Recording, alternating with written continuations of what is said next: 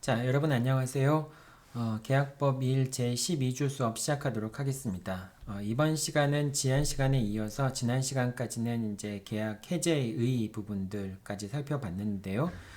오늘은 계약 해제의 요건들이 무엇인지, 각 채무불이행 유형에 따라서 계약을 해제하기 위해서는 어떠한 요건을 갖춰야 되는지 부분들을 살펴보도록 하겠습니다. 그리고 일단 출석시험 문제 본 다음에 지난 시간에 좀 살펴보지 못했던 그런 판례 내용들을 살펴보고요. 오늘 수업 시간 수업 내용들을 살펴보도록 하겠습니다. 먼저 출석시험 내용 보도록 하죠. 첫 번째 문제입니다. 이제 갑과 을은 매매 계약을 체결한 상황이었죠. 자, 이제 당연히 이제 잔금하고 소유권 이전이 동시에 이행 관계인 건데요. 이제 을이 잔금 채무에 대한 지체를 이유로 갑이 계약을 해제하려고 한다라고 하는 경우 어떻게 해제할 수 있는지 한번 보도록 하죠. 자, 첫 번째 경우입니다. 갑이 상당한 기간을 정하여 을에게 잔대금의 지급을 최고하고 그 기간 내에 을이 이행하지 않는 경우에 계약을 해제할 수 있지만, 그럴 수 있겠죠. 특별한 사정이 없는 한 을이 기간을 정하지 않고 최고하더라도 상당한 기간이 경과한 때는 갑의 해제권이 인정이 된다. 자, 일단 요 문제 같은 경우에는 이제 일단 상당한 기간을 정해서 최고하려면은 상대방을 이행지체에 빠져야 되겠죠. 자, 근데 여기서는 지금 동시행 관계에서 갑이 자신의 채무에 대한 이행 제공을 했는지 여부가 지금 나와 있지는 않죠. 근데 여기서 중요한 것은 상당한 기간을 정해서 만약에 이제 이행지체에 빠졌다라고 하는 걸 인정한 상태에서 만약에 갑이 상당한 기간을 정해서 최고하고 그 기간 내에 이행이 없다면은 그러면 계약을 해제할 수 있지만, 상당한 기간을 정하지 않고 최고하는 경우라고 할지라도 또는 기간이 상당하지 않더라도 그러한 최고는 유효하고요. 다만 상당한 기간이 경과한 경우에만 해제권을 행사할 수 있게 된다라고 하는 그런 관점에서 얘기하는 겁니다. 아마 여러분들 중에는 갑이 이행 제공을 했는지 여부와 상관없이 해제권이 인정된다라는 말이 나왔기 때문에 틀렸다라고 생각하는 학생들도 있을 수 있고요. 사실 이 지문 자체가 좀 명확하진 않죠. 근데 이 지문에서 이제 여러분들이 꼭 기억해 둬야 되는 것은 상당한 기간을 정하지 않고 최고를 하더라도 상당한 기간이 경과하면은 해제권이 발생한다. 그 부분에 초점을 맞춰주기 바랍니다. 이게 이제 맞고 틀리냐는 중요한 게 아니고요. 여러분들이 그 부분은 이제 만약에 이 상태로 문제가 나왔다고 한다면은 문제가 좀 맞지 않는 문제라고 볼 수 있겠죠. 자, 그리고 두 번째 쟁점입니다. 매매 계약에서 다른 약정 없이 을이 잔대금을 지급하지 아니한 상태로 지급 기일을 경과하면 매매 계약이 자동적으로 해제된다라는, 이건 이제 해제 조건부 약정, 실권 약정이 들어가 있는 거죠. 만약에 이렇게 되면은 잔대금을 지급하지 않는다라고 하는 조건이 성취되면 매매 계약은 자동적으로 해제가 되겠죠. 자, 그런데 이제 이런 경우에 을이 잔대금을 지급하지 않는 경우라고 되어 있는데, 잔대금이라고 하는 것은 소유권 이전 등기 의무와 동시행 관계에 있는 것이죠. 자, 그렇기 때문에 이거는 잔대금을 지급하지 않는 잔대금을 지급하지 않는 조건이 실현되면은 자동적으로 계약이 해제된다 이렇게 보는 것이 아니라, 갑이 자신의 채무에 대한 이행 제공을 해서 상대방을 이행지체에 빠뜨린 상태에 있는데 그때도 잔대금을 지급하지 않는 경우라면은 계약이 자동 해제된 것으로 볼 수 있다라고 하는 의미로 이해를 해야 되겠죠. 지금 여기가 왜 X라고 돼 있나요? 이거는 X가 아니라 O라고 봐야 되겠죠. 갑이 자신의 채무에 대한 이행 제공을 통해서 을을 이행지체에 빠뜨리지 않더라도 여기 있네. 을을 이행지체에 빠뜨리지 않더라도 돼 있네요. 이행지체에 빠뜨려야지만, 즉 자신의 채무에 대한 이행 제공을 해서 상대방을 이행지체에 빠뜨려야지만 잔대금 지급기일이 경과한 경우에 매매계약은 자동으로 해제된 것으로 볼 수 있습니다. 그러니까 이번 지문은 틀린 게 되겠죠.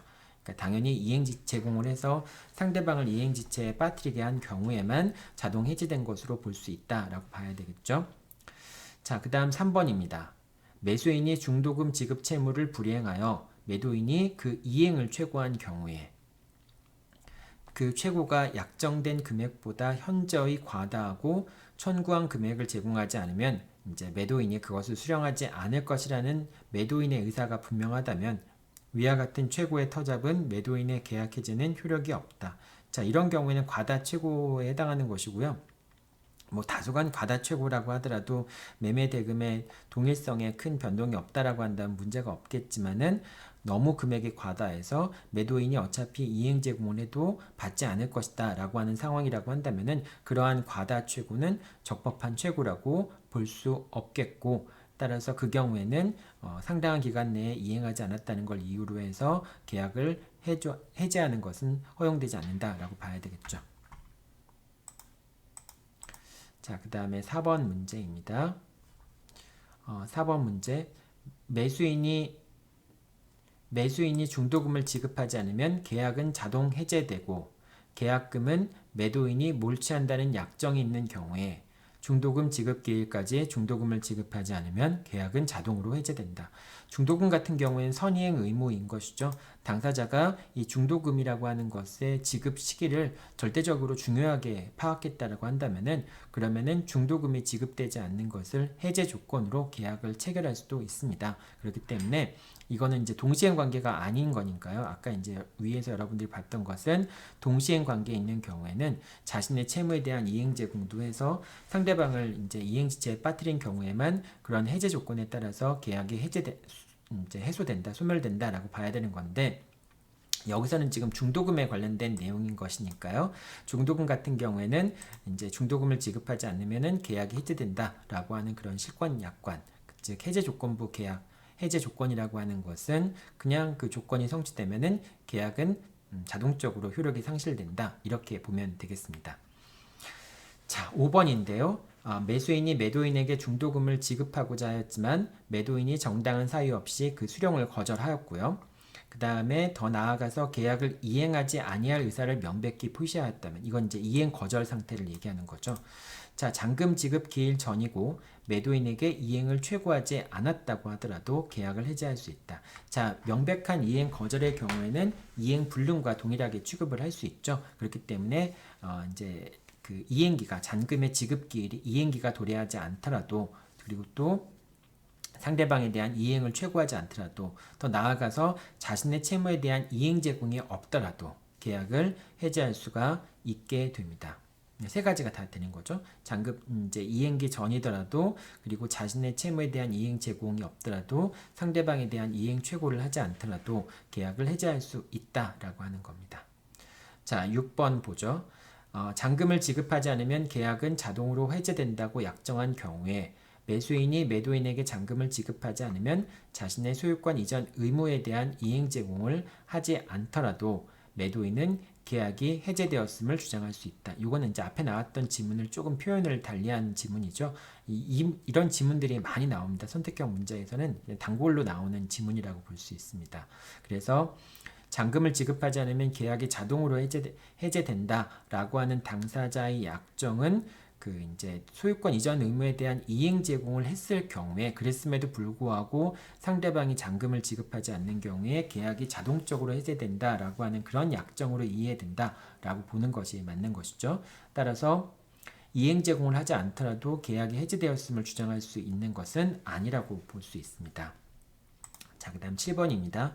채권이 압류나 가압류되었더라도 제담 채무자는 그 채권 발생이 원인인 법률 관계를 해제할 수 있다라고 하는 건데요. 요거는 이제 이런 걸 얘기하는 거예요.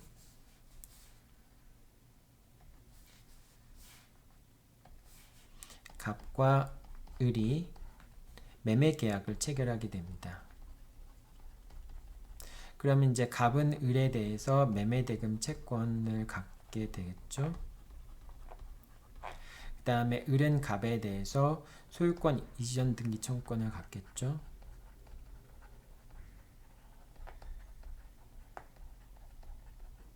이렇게 되겠죠. 자, 이런 경우에 갑의 을의 채권자가 이 소유권 이전 등기 청구권을 압류하거나 가압류할 수도 있고요. 또는 갑의 채권자가 이 매매대금 채권을 압류하거나 가압류할 수 있게 됩니다. 자, 그렇더라도 이제 을의 채권자가 또는 갑의 채권자가 매매대금 채권이나 소유권 이전 등기 청구권을 압류하거나 가압류한 경우라고 할지라도 그렇더라도 갑이 을의 채무불이행을 이유로 해서 또는 을이 갑의 채무불이행을 이유로 해서 계약을 해지하는 것이 금지되는 것은 아니라고 한 겁니다. 채권이 압류됐다고 해서 이 채권을 압류한 사람은 나중에 계약 해지에 있어서 보호되는 제3자에 해당해요? 해당하지 않아요. 다음 시간에 살펴보겠지만은 이 채권의 양수인이라든지 채권을 강제 집행한 사람, 채권을 가압류한 사람은 그런 사람들은 의사표시의 취소 부분, 그러니까 사기 강박으로 인한 취소라든지 착오로 인한 취소라든지 또는 통정허위 표시라든지 비진위 표시 같은 경우에 제3자가 그 경우에 제3자에는 선의의 제3자 같은 경우에는 이 무효인 또는 취소된 계약으로부터 발생한 채권의 양수인 또는 채권의 가압류권자 이런 사람들도 제3자로 보호가 되지만은 계약 해지에 있어서만큼은 완전한 권리를 취득한 사람 그런 사람만이 제3자로서 보호가 됩니다. 그렇기 때문에 소유권 이전 등기 청구권을 압류한 사람, 가압류한 사람 또는 매매대금 채권을 압류하거나 가압류한 사람은 제3자로 보호가 안 돼요. 자, 그러니까 이제 그런 거와 같이 또 보조를 맞춰서 이렇게 소유권 이전 등기 청구권이나 매매대금 채권에 대해서 이제 압류나 가압류가 걸려 있다고 해서 계약 해제권이 제한되거나 그런 건 아닙니다. 자, 그다음 8번입니다. 자신의 채무의 이행을 제공하면서 상당한 기간 내에 이행이 없으면 계약은 당연히 해제된 것으로 한다는 뜻을 포함하는 이행의 최고를 하였다면, 자, 상당한 기간을 정한 최고를 하면서 그 기간 내에 이행하지 않으면은 계약은 당연히 해제된다라고 하는 그런 통지를 한 경우에 이는 정지조건부 해제 의사표시에 해당하는 겁니다. 자, 이렇게 정지조건부 해제 의사표시를 한 경우에는 그 상당한 기간 동안 이행의 제공도 계속되고 있어야 돼요. 그래야지만 이제 상대방의 이행지체 상태도 계속되고 있는 것이기 때문에 여기에 대해서 약간 좀 논란이 있긴 있어요. 이제 한 번만 이행 제공을 하면 되냐라고 하는 게 있는데 이제 원칙적으로는 상당한 기간 동안에도 어쨌든 현실 제공과는 조금 강도가 낮은 이행 제공이 될 수도 있겠지만 어쨌든 상당한 기간 동안에도 이행이 계속돼야 된다라고 생각하면 됩니다. 자, 여기까지가 출석 시험에 관련된 내용이었고요. 일단 지난 시간에 여러분들 같이 보려고 했다가 못 봤던 그런 판례 보고 그 다음에 오늘 수업 내용 들어가도록 하죠. 자, 지난 시간에 이제 여러분과 함께 살펴보려고 했었는데 시간이 부족해서 줌 수업에 살펴보지 못했던 판례들 한번 같이 살펴보도록 하죠. 지난 시간에 여러분들 수업 자료 준비하기 바랍니다. 먼저 8번 판결 한번 같이 보도록 하죠. 자, 이 사실관계부터 먼저 파악을 해보죠. 갑이라는 사람은 자신이 소유하는 토지에 대해서 을과 매매계약을 체결했습니다. X 토지에 대해서 매매계약을 체결했는데 다시 또 병과 매매계약을 체결하는 것이죠.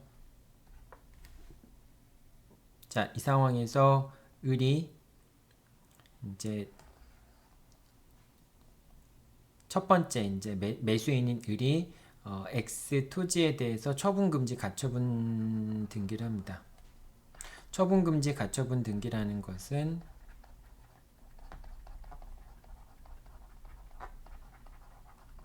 처분금지 가처분 등기라고 하는 것은 갑이 X라는 부동산을 제3자한테 처분하지 못하도록 하는 것을 의미하고요. 만약에 갑이 X에 대해서 처분을 한 다음에 이제 을이 자신의 이름으로 이제 확정 판결을 받아서 소유권 이전 등기 청구 소송에서 승소를 하게 되면은 그럼 그 이후에 처분금지 가처분 등기 이후에 이루어진 처분 행위들은 다 무효가 됩니다. 말소가 돼야 되는 것이 되겠죠. 자, 그런 의미에서 이제 을이 처분금지 가처분 등기를 받아놨습니다. 자, 그러면은 이제 이런 상황에서 병은 이제 처분금지 가처분 등기가 돼 있으니까 소유권 이전 등기를 안 받지 않고 잔금도 지급하지 않으려고 하겠죠. 그런데 이제 갑이 을과의 매매 계약은 해제가 된 것이었고 이제 계약금 배액을 공탁하고 매매 계약을 적법하게 해제했으니까 이 처분금지 가처분은 신경 쓸 필요가 없다라고 병에게 이야기를 한 상태에서 병이 잔금을 지급하고 소유권 이전 등기를 받게 됩니다.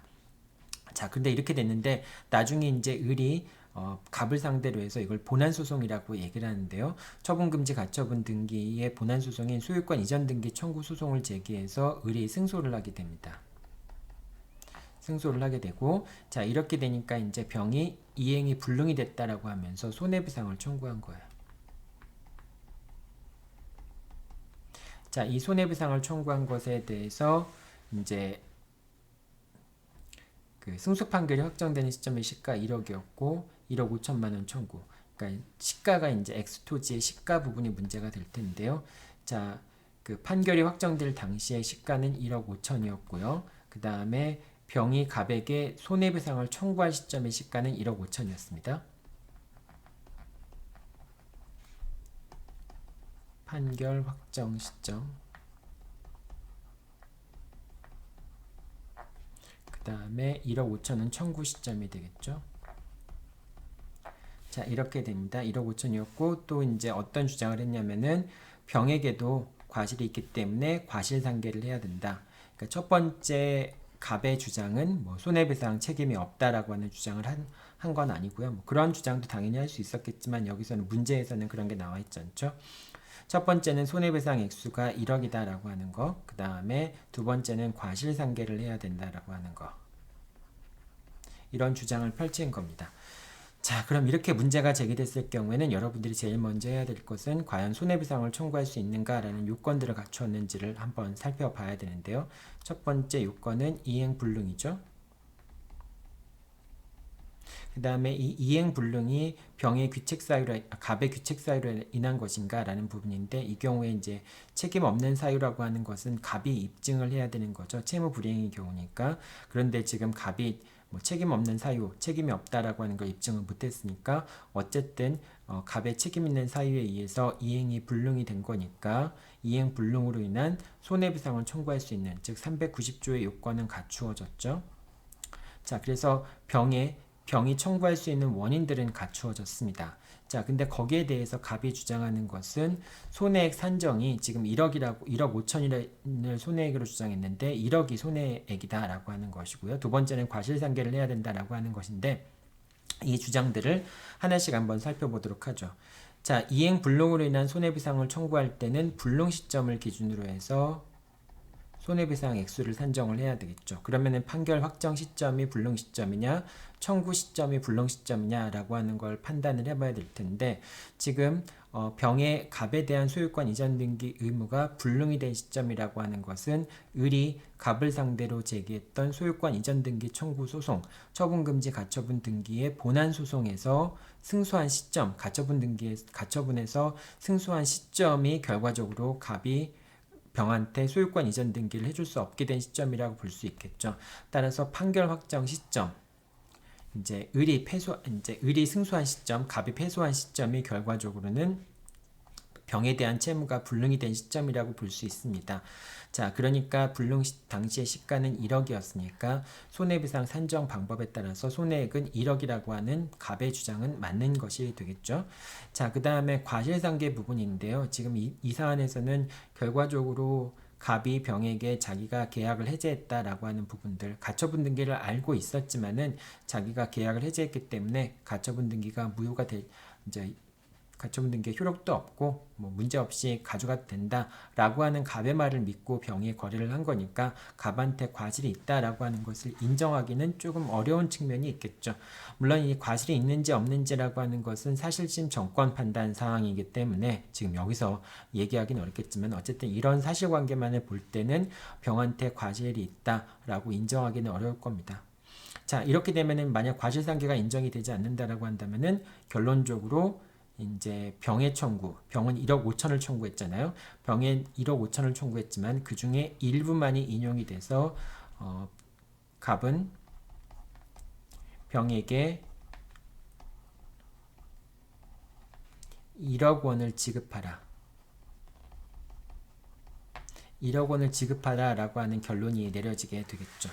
자, 이렇게 이제 1억 원을 지급하라라고 하는 결론이 내려질 텐데요. 그럼 이제 여러분들이 답안지를 작성할 때 어떤 내용의 답안지를 작성해야 되는지가 이제 문제가 되겠죠. 여기까지 이제 여러분들이 문제를 푼 겁니다.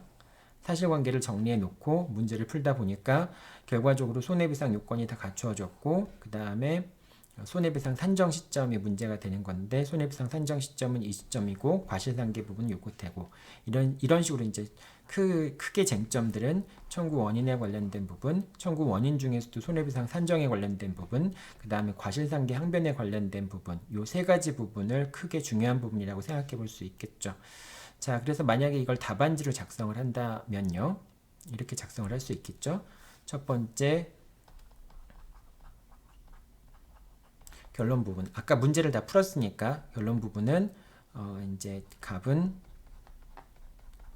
병에게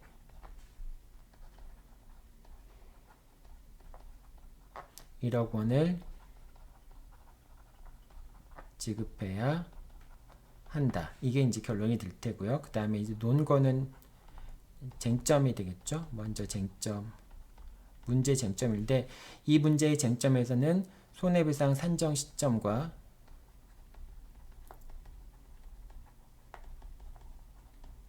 그 다음에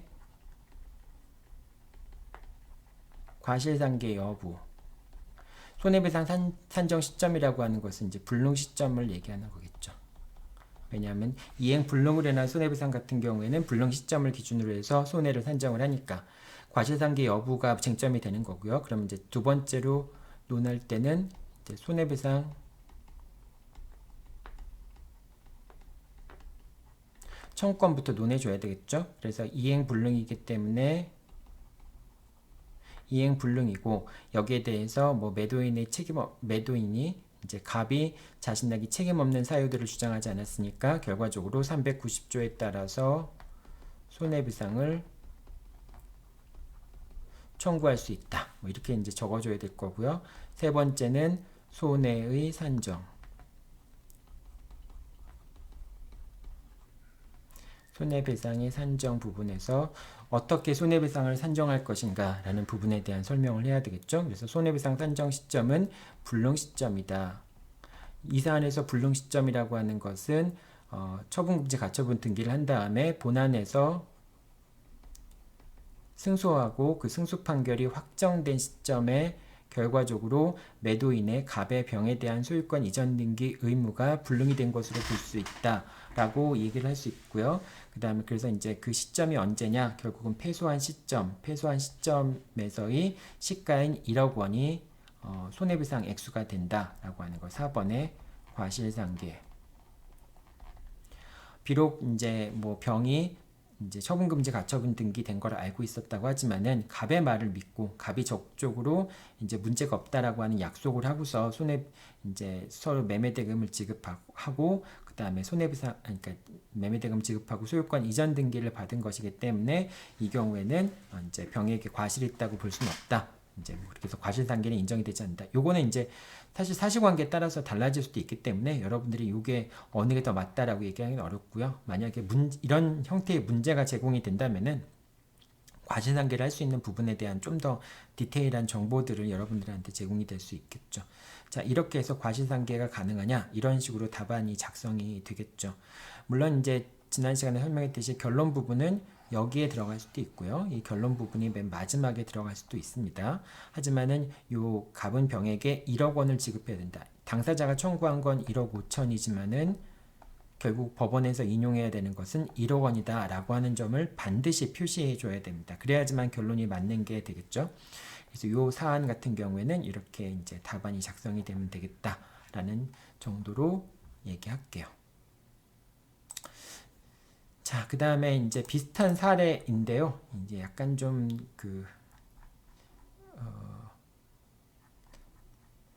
손해배상 예정과 관련된 그런 얘기긴 한데요. 약간 이제 비슷한 사례이긴 합니다. 자, 아까 갑은 을이 소유하고 있는 엑스토지를 매도하였고요. 다시 병에게 매도하고 소유권 이전 등기도 해주었습니다.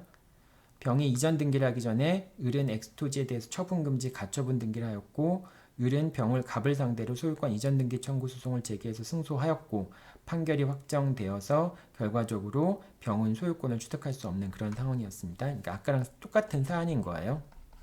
갑이 을한테 매도하고 다시 병한테 매도하고 을이 처분금지 가처분을 해뒀고 그리고 병이 갑한테 매매대금을 지급하고 갑은 병에게 소유권 이전 등기를 해준 상황에서 을이 소유권 이전 등기 청구 소송이라고 하는 가처분의 본안 소송을 제기를 해서 을이 승소를 한 겁니다.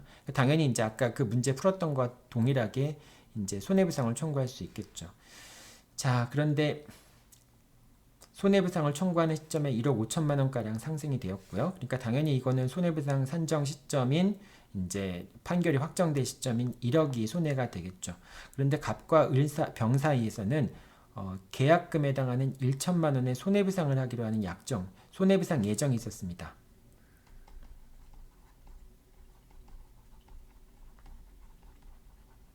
손해배상 예정이 있었어요. 그럼 이 손해배상 예정이 있었을 땐 어떻게 되느냐라고 하는 건데요.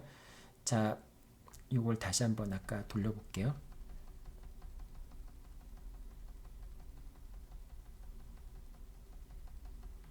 더 이상 안 들어가네요. 네, 아까 여러분들 문제를 계속 풀었죠. 쟁점이 됐던 거는 첫 번째 손해배상, 여기도 지금 뭐 손해배상 하는 데는 문제가 없죠. 두 번째 이제 손해배상 산정 시점인데요. 그래서 손해가 1억 5천인지 1억인지 여부가 되고요. 여기서는 지금 과실상계에 관한 문제는 안 나왔고요. 다만 이제 과실상계 대신에 어떤 문제가 나왔어요. 손해배상 예정에 관련된 문제가 나왔죠. 손해배상액 예정에 대한 문제가 나왔죠. 자, 손해배상액 예정에 관한 당사자의 합의가 있었을 경우에는 그 예정, 지금 여기서는 1,000만 원에 대한 손해배상 예정액에 대한 합의가 있었고요.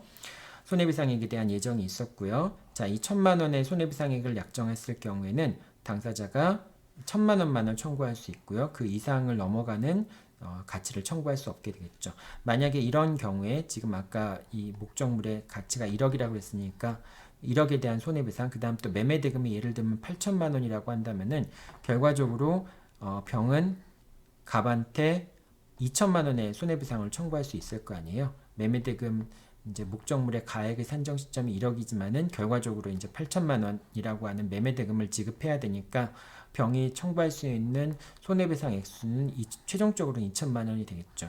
하지만은 당사자가 1,000만 원에 대한 손해배상 약정을 했기 때문에 이 경우에도 당사자가 약정한 금액만의 배상을 청구할 수 있게 되겠죠. 자, 이렇게 이제 쟁점들이 몇 가지가 바뀌어가면서 문제가 만들어질 수도 있겠죠. 이건 이제 동일한 쟁점, 사실관계를 문제로 해가지고 하나는 과실단계의 문제를 추가하는 방법이 있고요. 하나는 손해배상 예정액의 문제를 추가하는 방법으로 할 수도 있고요. 이렇게 이제 문제를 이렇게 바꿔서 이렇게 낼 수가 있다라고 하는 것도 여러분들이 잘 유의 있게 보면 좋겠네요. 자, 여기까지가 이제 손해배상 예정에 관련된 것이었고 사례 하나만 더 보도록 하죠.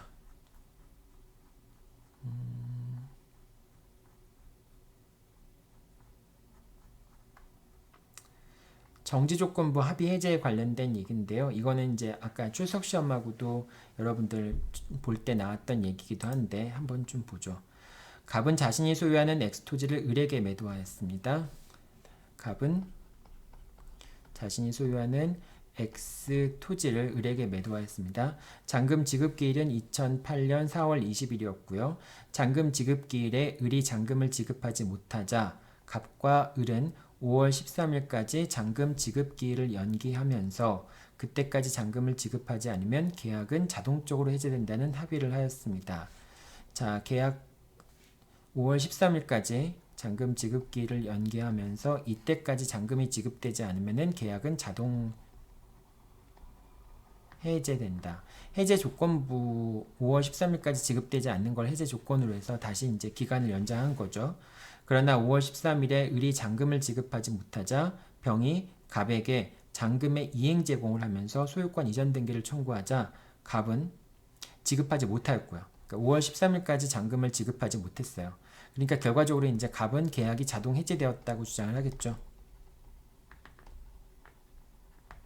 자, 근데 그 이후에 을이 갑에게 잔금을 이행 제공하면서 소유권 이전 등기를 청구하는 겁니다. 그러니까 5월 13일이 지나고 나서 을이 갑한테 잔금의 이행 제공을 하면서 소유권 이전 등기를 청구하자 갑이 계약은 자동적으로 소멸하였다. 계약은 이제 5월 13일 날 잔금이 지급되지 않음으로 인해서 자동적으로 소멸한 것이다 라고 갑이 주장을 하는 겁니다. 자, 이 사안에서 여러분들이 두 가지 판단을 할 수 있는데요. 자, 첫 번째 판단은 5월 13일까지 5월 13일까지 잔금이 지급되지 않으면은 갑이 자신의 의무를 이행했는지 여부와 상관없이 계약이 해지되도록 하는 그런 방법이 있고요. 두 번째 거는 5월 13일까지 을이 잔금을 지급하지 못했다고 할지라도 결국은 갑도 그 시점에 을에게 소유권 이전 등기는 제공을 해야 된다. 이행 제공을 해야지만 계약이 자동 해제되는 것이다 라고 주장하는 그런 두 가지 방법이 있을 수도 있겠죠. 이거는 이제 당사자 계약 합의의 내용을 어떻게 이해할 것인가의 문제라고 볼 수 있습니다. 당사자가 동시행 관계에 있다 할지라도 잔금이 지급되지 않으면 무조건 계약을 해지할 의사가 있었는가, 아니면은 잔금을 지급하지 않는 경우에 최소한 상대방이 이행 제공을 해야지만, 그 상대방도 이행을 할 가능성이 있어야지만 잔금 지급을 문제 삼을 수 있다라고 하는 경우에는 단순히 5월 13일 날 잔금이 지급되지 않은 것만을 이유로 해서 계약이 해제되었다라고 얘기하기는 어렵겠죠. 자동 해제를 주장하는 건데 어렵겠죠. 자, 그러면은 어떻게 해석해야 되느냐라고 하는 건 이제 아까도 얘기했지만은 당사자 합의의 해석 문제긴 하지만은 통상적으로 이제 매매 대금과 잔금과 소유권 이전 등기 의무는 서로 동시행 관계라는 것을 고려한다면은 5월 13일 날 잔금이 지급되지 않으면 계약이 자동 해제된다라고 하는 그런 취지는 최소한 5월 13일 날 갑이 을에게 소유권 이전 등기 에 대한 이행 제공을 했음에도 불구하고 을이 잔금을 지급하지 않는 경우에 계약이 해제된 것으로 봐야 된다라고 해석을 하게 되면은 결국은 이 사안에서는 계약이 해제되지 않은 거죠. 계약이 자동적으로 해제되지 않은 거죠. 자동적으로 해제되지 않았으니까 계약은 여전히 살아있고요. 계약이 살아있으니까 지금 어떤 거죠? 소유권 이전 등기를 청구한 거죠. 을이 갑한테 소유권 이전 등기를 청구한 거죠. 을의 청구가 인용될 것인가 라고 본다면은 첫 번째, 매매 계약이 살아있으니까 매매 계약에 따라 청구를 하는 거니까 당연히 인용이 돼야 되겠죠.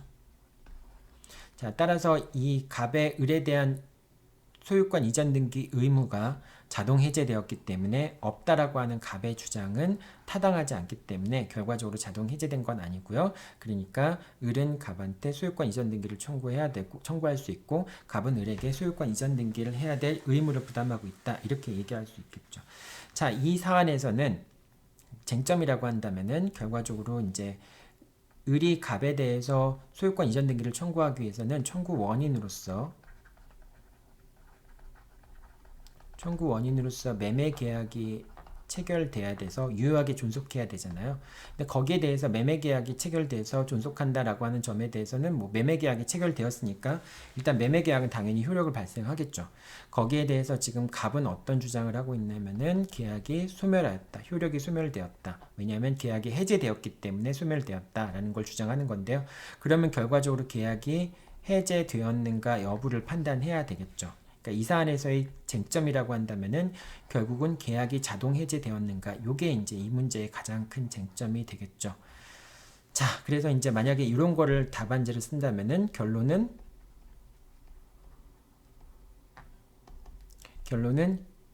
지금 이행 제공하면서 소유권 이전 등기를 청구한 거니까 결론은 인용된 게 되겠죠. 당사자가. 자, 두 번째 논거는 첫 번째 쟁점이라고 하는 것은, 이 문제에서의 쟁점이라고 하는 것은 계약이 해제되었는가 여부가 이 문제의 쟁점이 되겠죠.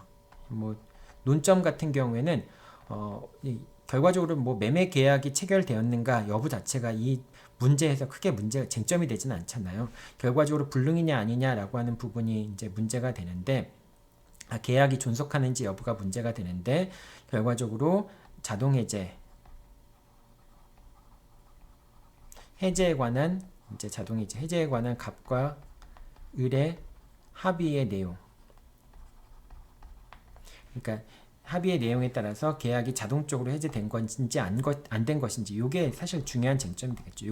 여기서는 이 문제에서는 요 하나만 쟁점이 중요한 쟁점이라고 볼 수 있겠죠. 그래서 이런 부분에 대해서 검토를 해보니까 결과적으로 이제 5월 13일까지 잔금을 지급하지 않으면은 계약이 자동적으로 해제된다라고 했지만은 그 잔금 지급과 소유권 이전 등기 의무는 서로 동시행 관계이기 때문에, 그렇기 때문에 비록 이제 5월 13일까지 잔금을 지급하지 않으면 해제된다라고 하더라도 그것은 갑이 을에게 소유권 이전 등기 절차에 대한 이행 제공을 한 경우를 전제로 한 것으로 해석해야 된다. 그렇기 때문에 갑과 을 사이에서의 계약은 해제되지 않은 것이다. 해제되지 않은 것이기 때문에 결과적으로 매매 계약이 살아있으니까 을은 갑한테 소유권 이전 등기를 청구할 수 있다. 이런 식으로 문제를 풀어가야 되겠죠. 자, 여러분들이 이런 간단한 문제조차도 사실은 되게 어렵게 느껴질 수밖에 없죠. 처음에 답안지를 작성할 때는 어떻게 작성해야 되는지 그런 게 상당히 어려울 수밖에 없습니다. 아마도 많은 학생들이 여기 이 사안에서는 당연히 이제 그 계약은 소멸하는 것은 아니다라고 하는 이 쟁점에 대한 거는 다 알고 있을 거예요. 아는 학생들이 대부분일 겁니다. 문제는 이 알고 있는 것을 어떻게 답안지에 구현하는가라고 하는 점이 중요하겠죠.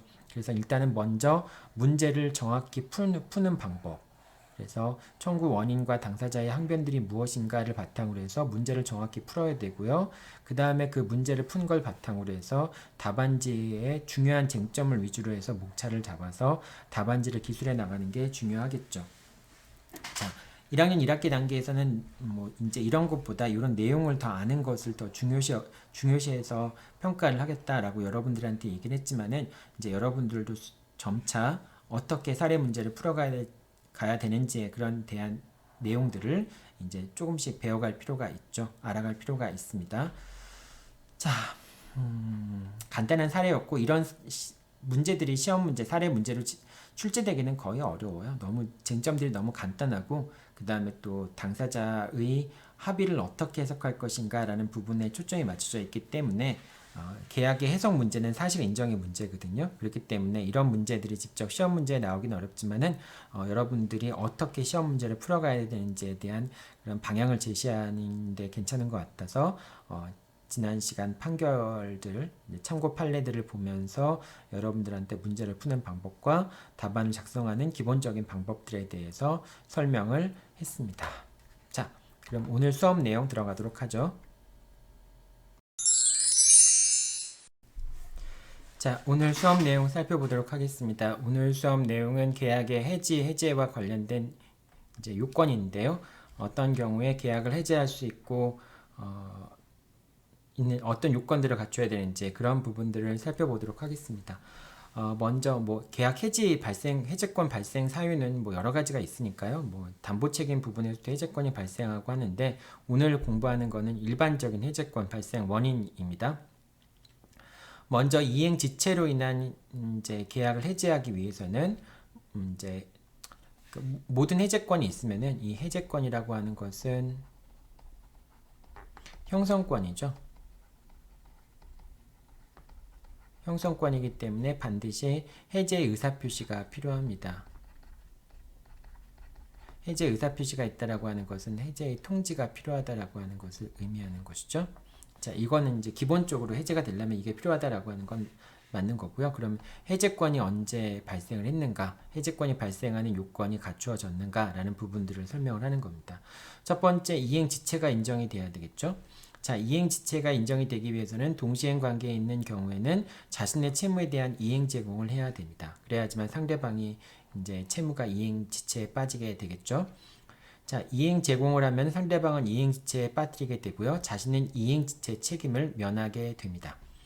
자, 그런데 이제 그 동시행 관계가 아닌 경우에는 중도금과 같은 선 이행해야 하는 의무 같은 경우에는 이행기가 경과하면은 바로 지체 책임이 발생을 하죠. 이행 지체가 성립을 하게 됩니다.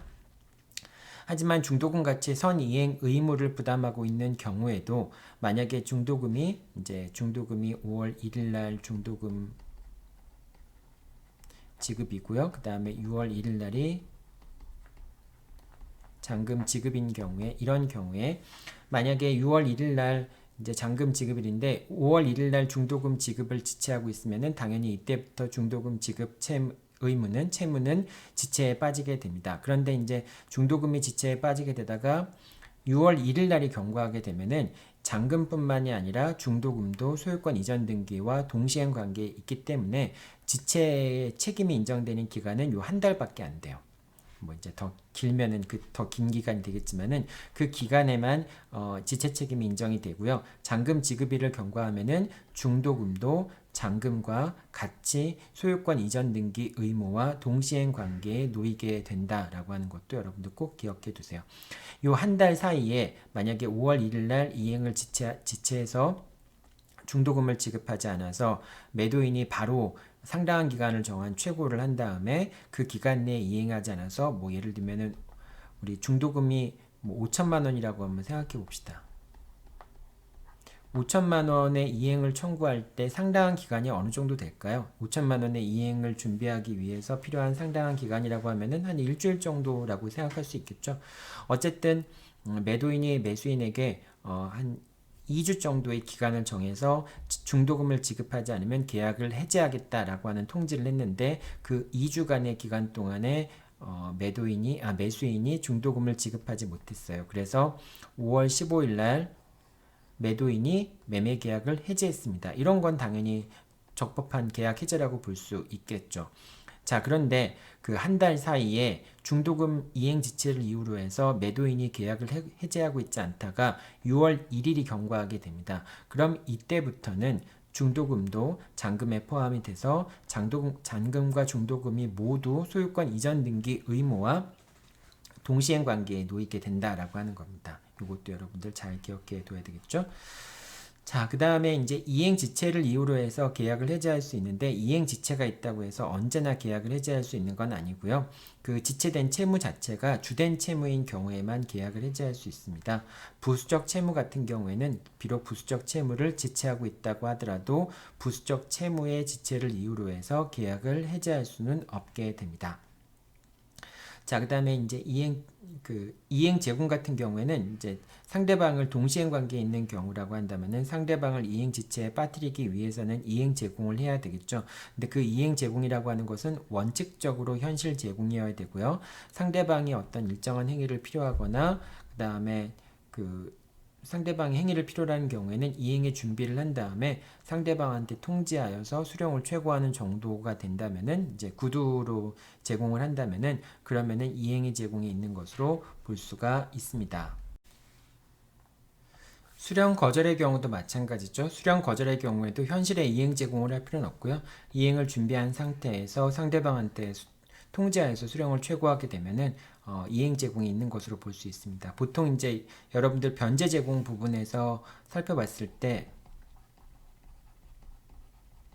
변제 제공은 현실의 제공이 돼야 되지만은 이제 구두의 제공도 가능하다. 구두의 제공도 가능하다라고 얘기를 했었는데 그 구두의 제공이 가능한 경우가 두 가지 경우이죠. 첫 번째 경우는 상대방이 수령을 거절하거나 또는 채무의 이행을 위해서 상대방의 협력이 필요한 경우 이런 경우에는 구두 제공으로 충분하다라고 하는 내용들을 이제 변제 제공할 때 여러분들과 같이 살펴보긴 했었죠. 자, 이렇게 되고요. 그러니까 첫 번째 이제 이행 지체에 빠져야 된다라고 하는 것에 대한 설명드립니다. 이제 이런 요건들이 갖춰져야지만 상대방이 이행 지체에 빠진다라고 얘기할 수 있고요. 그 다음에 채무자의 귀책 사유가 있어야 되는데 이 채무자가 귀책 사유가 있다라고 하는 점은 채무자 스스로 입증을 해야 되죠. 만약에 채무자한테 귀책 사유가 없다면은 채무자 스스로 자신한테 귀책 사유가 없다라고 하는 점을 입증해야 되겠죠. 자, 그 다음 중요한 거는 상당한 기간을 정해서 이행을 최고해야 됩니다. 즉 계약을 해지한다라고 하는 것은 더 이상 이제 계약 관계가 유지되지 않기 때문에 그동안 계약을 위해서 체결과 이행을 위해서 준비했던 그런 비용들이 의미가 없게 된다는 것을 의미합니다. 그렇기 때문에 계약 해제라고 하는 것은 다른 손해배상이나 이런 여타 그 계약에 대한 제재들 중에서도 가장 강력한 제재에 해당한다라고 볼 수 있는데요. 자, 그렇기 때문에 계약을 해지하기 전에는 한 번 더 채무자한테 이행할 기회를 부여를 해야 됩니다. 그래서 이행할 기회를 부여했음에도 불구하고 채무자가 이행하지 않는 경우에 이제 계약을 해지할 수 있게 됩니다. 자, 그럼 상당한 기간을 정한 이행의 최고여야 되는데요. 자, 첫 번째 여러분들이 기억해 둬야 될 것은 기간이 상당하지 않더라도 또는 채권자가 기간을 지정하지 않더라도 최고 자체는 유효하다라고 하는 겁니다. 그러니까 상당한 기간이라고 하는 것이 상당한 기간이 그 최고할 때 그 정한 기간이 상당하거나 또는 뭐 상당하지 않거나 또는 기간을 정하지 않더라도 그 최고 자체가 무효가 되는 건 아니라고 하는 겁니다. 자, 이 경우에는 일단 최고를 했을 경우에는 상당한 기간 내에 이행하면 되고요. 그 상당한 기간이 경과하는 경우에 해제권이 발생한다라고 보면 됩니다. 그 다음에 이제 상당한 기간을 정해서 이행을 최고하는데 그 최고가 과다최고이고 또 과다한 부분에 이제 과다최고를 하는 것이고 그 최고한 내용에 따라서 이행이 이루어지지 않으면 즉 과다로 최고한 부분에 대해서까지 이행하지 않으면은 상대방이 수령하지 않을 것이 분명한 경우라고 한다면은 그러한 과다최고는 최고로서의 효력이 없다라고 볼 수 있습니다. 자, 그리고 그 상당한 기간 내에 이행이나 이행의 제공이 없는 경우에 비로소 계약 해제권이 이행 지체를 이유로 하는 계약 해제권이 발생할 수 있다라고 하는 겁니다. 자, 이 요건이 갖춰져야지만 결과적으로 계약을 해제할 수 있는 것이죠. 여러분이 이제 이 부분에서 꼭 기억해 둬야 될 것은 갑이 이제 을의 이행 지체를 이유로 해서 갑이 계약을 해제했습니다. 갑이 계약을 해제하고 X 부동산에 대해서 갑과 을이 매매 계약을 체결했는데 계약을 해제하고 이 물건을 제3자한테 병한테 매도를 하고 병이 이제 그 매수인으로서 소유권을 취득하게 되는 그런 상황들을 한번 볼게요. 자, 갑이 계약을 해제할 때 을의 이행지체를 이유로 해서 을의 이행지체를 이유로 해서 갑이 계약을 해제했는데 이 결과가 어떻게 될까요? 만약에 이 해제가 적법하다라고 한다면은 해제가 적법하지 않다라고 한다면은 계약 해제가 적법하다라고 한다면은 갑과 을 사이의 매매 계약은 종료가 되는 것이고요. 더 이상 뭐 이제 뭐 다른 문제가 생길 게 없습니다. 오히려 이제 갑이 을한테 지체 책임을 물었거나 이제 그게 문제가 될 수 있겠죠. 자, 그런데 만약에 을의 이행지체를 이유로 하는 계약의 해제가 적법하지 않다라고 판단이 된다면은 그럼 어떻게 될까요? 갑과 을 사이의 계약은 살아있는 겁니다. 살아있는 상태에서 갑이 X 부동산을 병한테 넘겼다라고 하는 것은 결국은 갑의 책임 있는 사유에 의해서 이행이 불능이 된 것이죠. 그렇기 때문에 오히려 을은 계약을 해제할 수 있고 이행 불능을 이유로 해서 이행 불능을 이유로 해서 을이 계약을 해제할 수 있게 되고요. 오히려 을은 갑에게 손해배상도 청구할 수 있게 됩니다. 그러니까 이 을의 계약 해제가 적법하냐 적법하지 않냐에 따라서 갑과 을의 지위가 완전히 달라지게 되는 것이 되겠죠. 달라지게 되겠죠. 자, 그렇기 때문에 중요한 것은 을의 계약 갑의 계약 해제가 적법한지 아닌지를 판단하기 위해서 이런 요건들이 갖춰졌는지 여부를 판단을 해야 된다라고 하는 겁니다. 그러니까 결과적으로 을이 계약을 해제하고 갑도 계약을 해제했을 때 과연 어느 사람의 해제 의사표시가 정당한지 그런 걸 살펴보기 위해서는 결과적으로 해제의 이유가 무엇인지 그럼 그 해제권들의 요건들이 갖춰졌는지 여부들을 다 확인해 봐야 된다라고 하는 것이죠. 자, 이행 지체를 이유로 하는 계약의 해제 부분 살펴봤고요. 자, 그 다음에 이제 545조에 나와 있는 정기행위와 해제권입니다. 정기행위라고 하는 것은 일정한 시기까지 이행이 이루어져야지만 의미가 있는 그러한 그 계약을 정기행위라고 얘기를 하고요. 일정한 기간 내에 이행이 이루어지지 않으면은 계약 목적을 달성할 수 없는 것. 예를 들면은 결혼식을 위한 뭐 웨딩 케이크를 주문했는데 그때까지 케이크가 안 오면은 그러면 웨딩 케이크 주문한 게 의미가 없잖아요. 또는 무슨 뭐 그 역시 결혼식 날 뭐 의복 같은 거를 드레스 같은 거를 주문했는데 그게 이제 그때 오지 않는 경우라고 한다면 역시 의미가 없는 것이고요. 자, 이 정갱이라고 하는 건 두 가지 형태의 정갱이가 있습니다. 절대적 정갱이라는 게 있고요. 상대적 정갱이라는 게 있습니다. 뭐 예를 들면 아까 이제 결혼식 때 배달되는 웨딩 케이크 같은 거는 절대적으로 그 기간까지 이행되지 않으면 의미가 없는 그런 것들이 있겠죠. 하지만은 상대적 정기행이라고 하는 것은 그게 꼭 어떤 일정 시점까지 이행이 되어야지만 의미가 있는 것은 아닌데 매수인의 주관적인 사정으로 인해서 그 시점까지 배달되지 않으면은 의미가 없는 것 이런 것들을 상대적 정기행이라고 얘기를 합니다. 뭐 예를 들면은 뭐 텔레비전을 주문했는데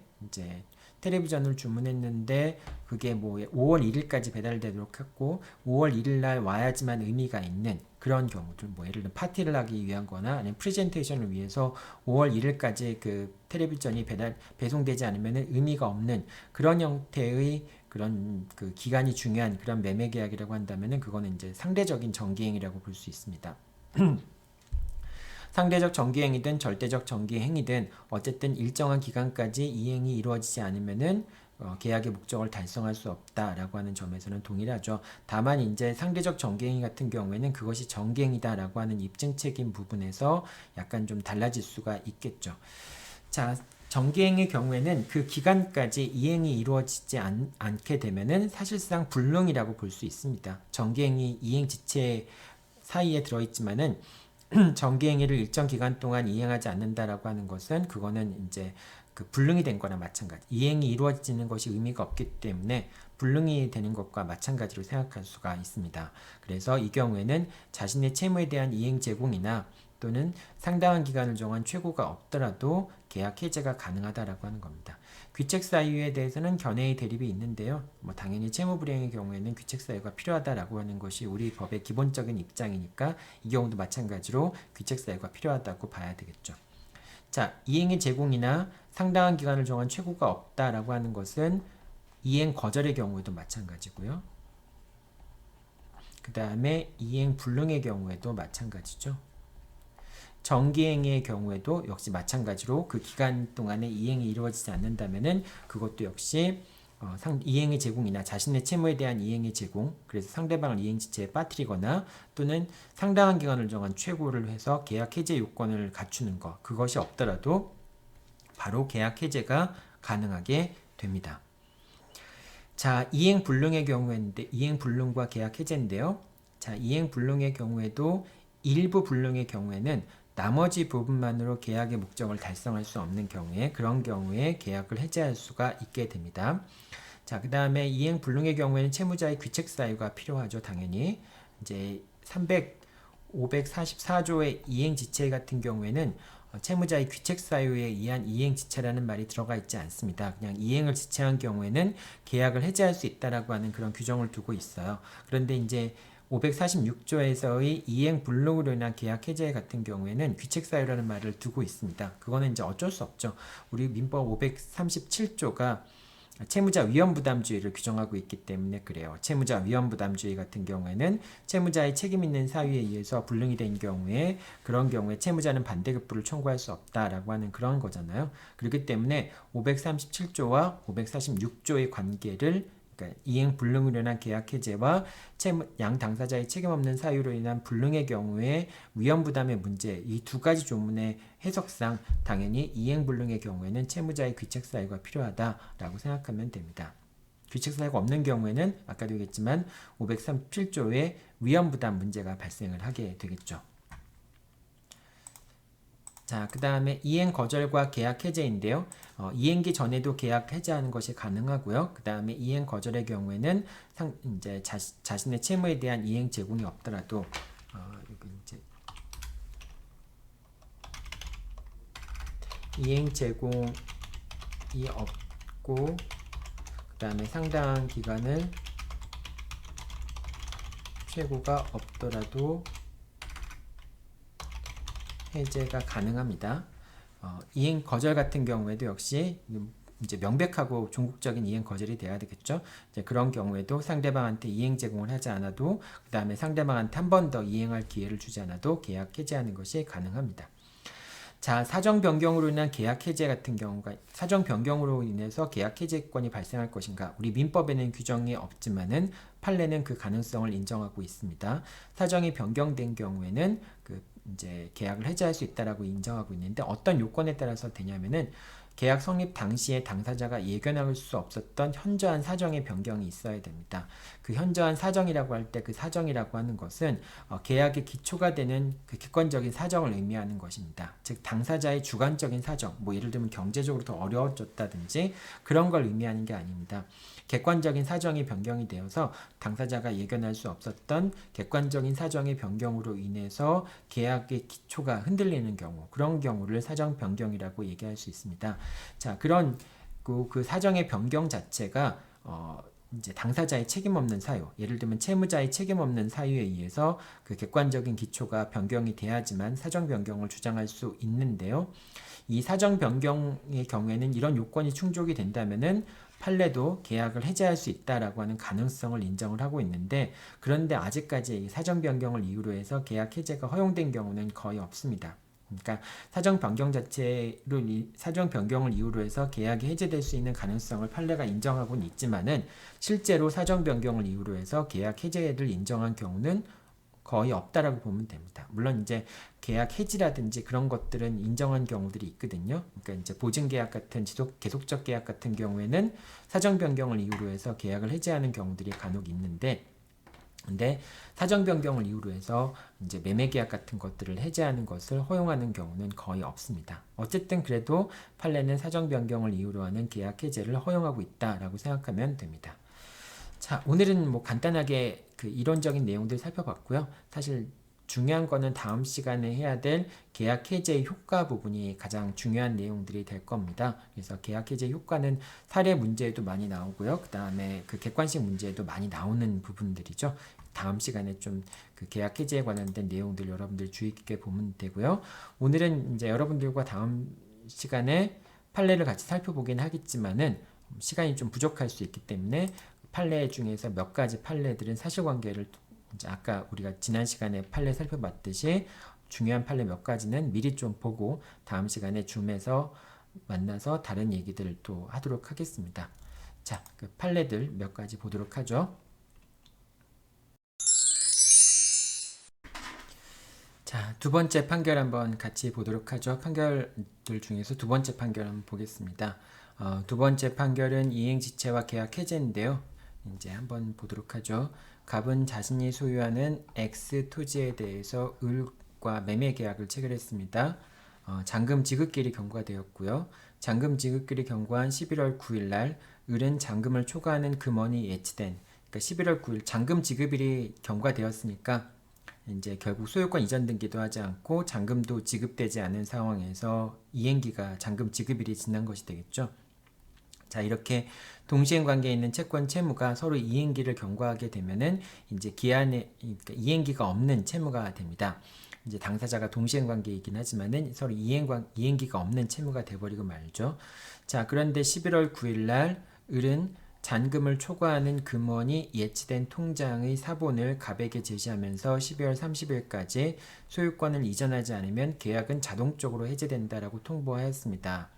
자, 그래서 30일까지 2달 정도의 시간을 준 것이죠. 그 기간 동안에 소유권을 이전하지 않으면은 계약은 자동 해제된다라고 통보를 한 건데, 이제 그 12월 30일까지, 그러니까 이제 정지조건부 해제 의사표시를 한 거죠. 만약에 12월 30일까지 잔금을 지급하지 않으면 계약이 해제된다라고 하는 그런 해제의 통지를 한 건데 최고를 하면서 해제를 한 거죠. 자, 근데 12월 30일까지 기간은 을이 계약을 이행하기 위한 상당한 기간이었긴 합니다. 근데 12월 30일 날 갑은 소유권 이전을 하지 않았고요. 이후 갑은 소유권 이전 등기를 위한 이행 제공을 하면서 을에게 잔금의 지급을 청구하는 소를 제기했습니다. 12월 30일까지는 이행을 못했는데 그 이후에 을이 갑한테 이행의 제공을 하면서 매매 대금의 지급을 청구하는 겁니다. 잔금의 지급을 청구하는 거죠.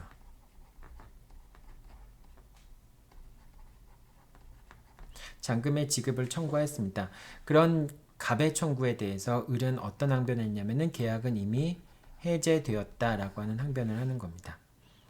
자, 그럼 한번 거꾸로 한번 살펴보죠. 만약에 갑과 을 사이의 계약이 유효하게 체결된다면은 지금 갑은 이행 제공을 하고 있으니까 을한테 잔금을 지급을 청구를 할 수 있죠. 그래서 청구 원인은 갖춰졌다라고 볼 수 있습니다. 그럼 두 번째는 이제 을의 주장에 따라서 청구 원인이 갖춰졌지만은 계약이 해제되었기 때문에 계약이 소멸하였으니까 더 이상 갑은 을에게 잔금의 지급을 청구할 수 있는지 여부를 살펴봐야 되겠죠. 그럼 이제 을이 계약을 해제했는데 을의 계약 해제가 적법한지 한번 살펴봐야 되겠죠. 첫 번째, 을은 갑의 이행 지체를 이유로 해서 계약을 해제하는 것이죠. 자, 그러면은 이행 지체를 이유로 해서 계약을 해제하려면은 먼저 을도 이행 제공을 해야 되겠죠. 왜냐하면 동시행 관계에 있으니까 이행 제공을 해야 되고요. 그 다음에 상당한 기간을 정한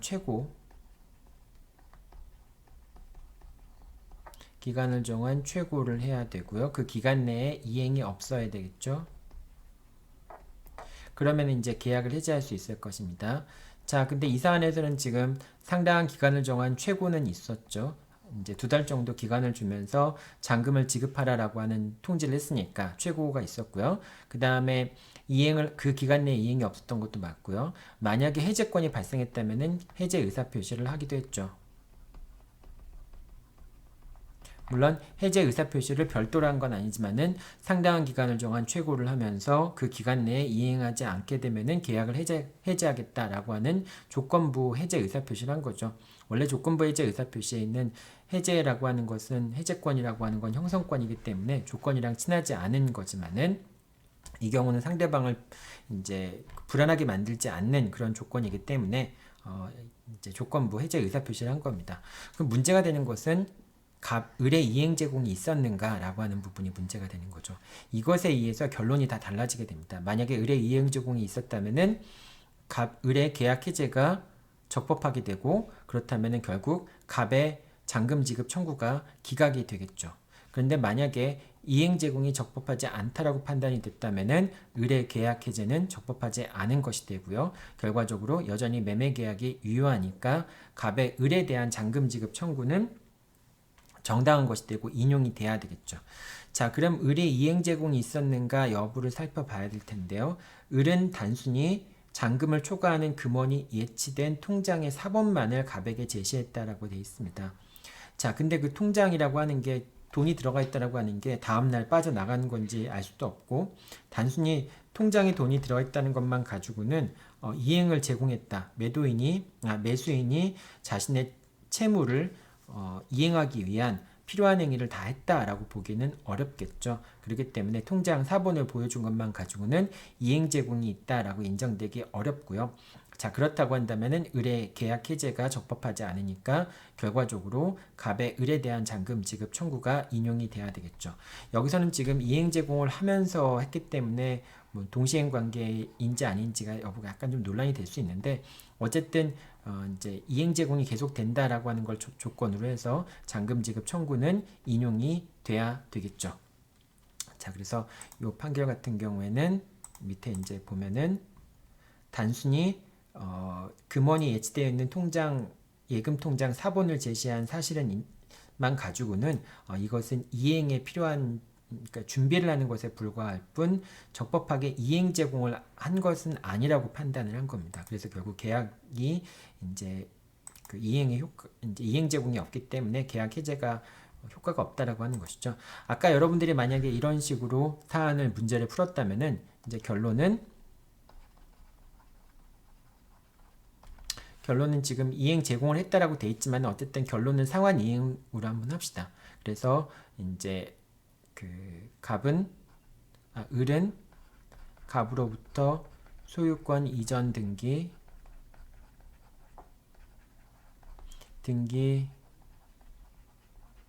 절차를 이행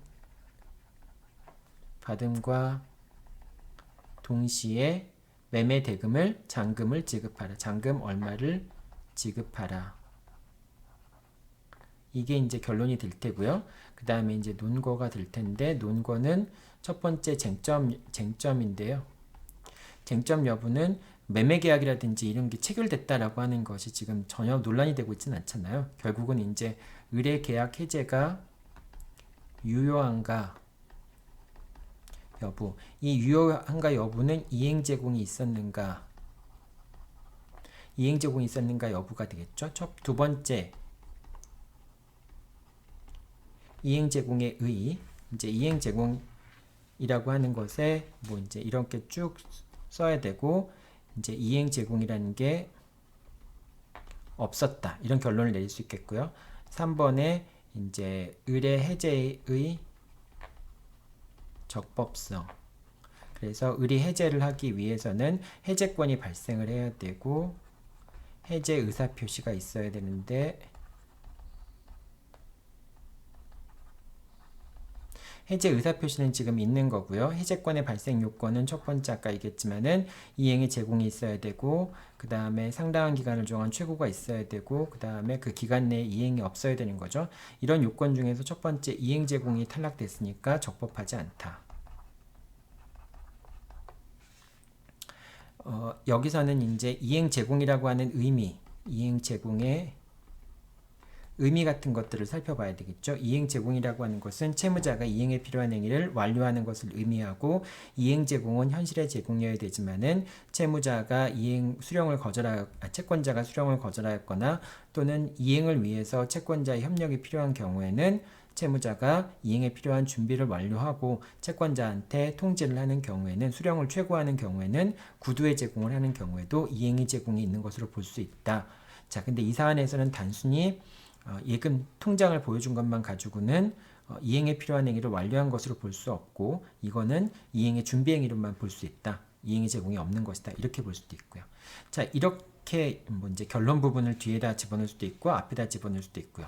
또 어떤 학생들은 이제 이렇게 기술하지 않고 계약 해제의 적법성이라고 하는 문제를 더 위로 기술하면서 그 중에 이제 하나의 요 내용들을 여기다가 집어넣어서, 그러니까 이행 제공이 있었는지 여부에 집어넣어서 여러분들이 기술을 할 수도 있겠죠. 어떤 방법으로 기술하는지는 뭐 여러분들이 그때그때마다 이제 본인이 원하는 스타일로 하면 되는데, 이렇게 이제 기술이 되면은 채점하는 사람들이 원하는 부분들을 찾기가 쉬워지겠죠. 이행 제공이라는 부분이 기술이 있는지, 여기 독립적으로 규정되어 있으면 이게 제일 중요한 사항이니까 이렇게 돼 있으면은 뭐 별도로 채점을 할 수도 있고요. 또는 해제 요건에 관련돼서 여기다 집어넣었으면은 또 여기서 채점을 할 수 있겠죠. 나 같은 경우는 이렇게 독립된 쟁점으로 뺀 이유가, 물론 이제 이 요건은 결국은 해제 요건을 판단하면서 이제 설명이 돼야 될 내용이긴 한데, 이게 이 문제에서 가장 핵심적인 거잖아요. 이행 제공이 있었는가 여부 문제. 이 부분에 대해서 자신 있는 경우라고 한다면 이렇게 독립적으로 하나의 요건, 해제 요건 중에 하나, 해제권 발생의 요건 중에 하나인 쟁점이지만은 이렇게 독립된 쟁점으로 빼서 논의하는 것도 가능할 것 같습니다. 여러분이 어떻게 답안지를 작성해야 되는지는 여러분들이 그때그때마다 그 자신의 스타일로 답안지를 만들어내면 될 것 같아요. 자, 요게 이제 하나 사례 살펴본 거고요. 이제 그 다음에 다른 사례들, 이것도 사실은 뭐 중요한 사례긴 한데 이건 여러분들이 풀어보고요. 그 다음에 요거 한번 또 살펴보도록 하죠. 이거는 이제 이행 인수에 관련된 얘기인데요. 한번 보죠. 갑은 자신이 소유하는 X 토지를 을에게 매도했습니다. X 토지를 매도했는데 매매 대금은 9억이었어요. 자, 매매 대금은 9억이었는데 계약금과 플러스 중도금은 1억 6,500이었습니다. 그럼 잔금이 지금, 그러니까 6천 잔금이 6억 3,500만 원이 되겠죠. 자, 그런데 여기는 아마 임대인이 있어서 임대차 보증금이 1억이 있었고요. 그 다음에 그 대출금 채무가 4억이 있었나 봐요. 그러니까 총 5억의 채무가 있었던 것이죠. 이 5억의 채무를 채무 인수를 했는데요. 이행 인수가 되겠죠. 이 사안에서는.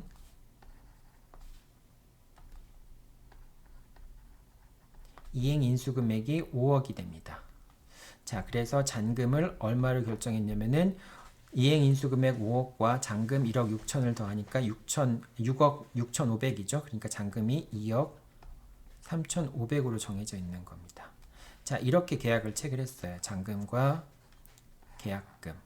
결과적으로 매매 대금은 4억으로 정한 것이 되겠죠.